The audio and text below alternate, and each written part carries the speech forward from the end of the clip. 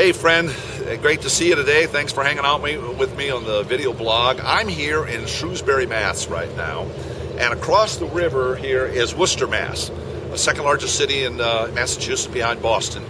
And you'll see there's a whole bunch of construction stuff going on. I think there's a crane back there and construction on the bridge.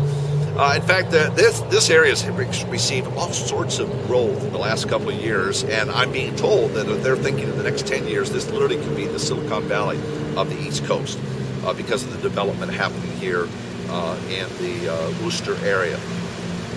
You know, I find it fascinating when I think of that kind of construction going on, that all sorts of things are happening to build a foundation for great things to happen in the future.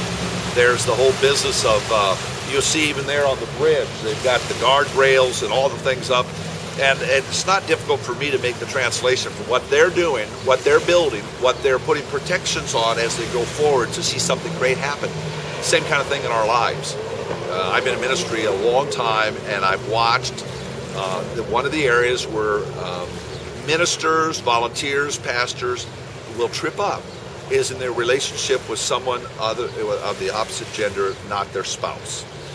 One of the things I would encourage people to do in their relationships, now I'm not talking about inside the church building. Inside the church building, a male can meet with a female in appropriate settings, all that's good. We certainly have counseling ministries and all that happens. But when you go to meet with someone outside the building, you better have appropriate boundaries built. One of the things I've watched over the years is when people fall morally, they don't start, with the sex act. They start with an emotional connection that maybe happens over a lunch. I really discourage you from trying to connect with someone of the opposite gender away from the church building unless your spouse is with you. If you're single, you've got to be very, very careful with that and do that in the context of the church facility. Now, I know I want to hear, some people say, well, Dick, that's so old school.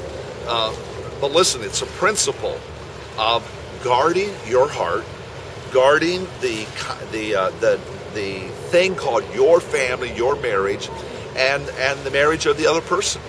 Don't allow yourself to get put in a position where an emotional spark can happen. You don't ask for it to happen, but it just happens. And when that happens, you are now put in a position where you're going to have to start making some decisions. And my encouragement to you is to always stay above board. You're a volunteer in a great church, a pastor, a leader, a board member, and I don't know if the right term is to say you're at a call to a higher standard, but in a sense, I want to encourage you to think in that way, because you've got to operate absolutely above reproach. Do not put yourself in a position where the enemy could find a way to slip in on you.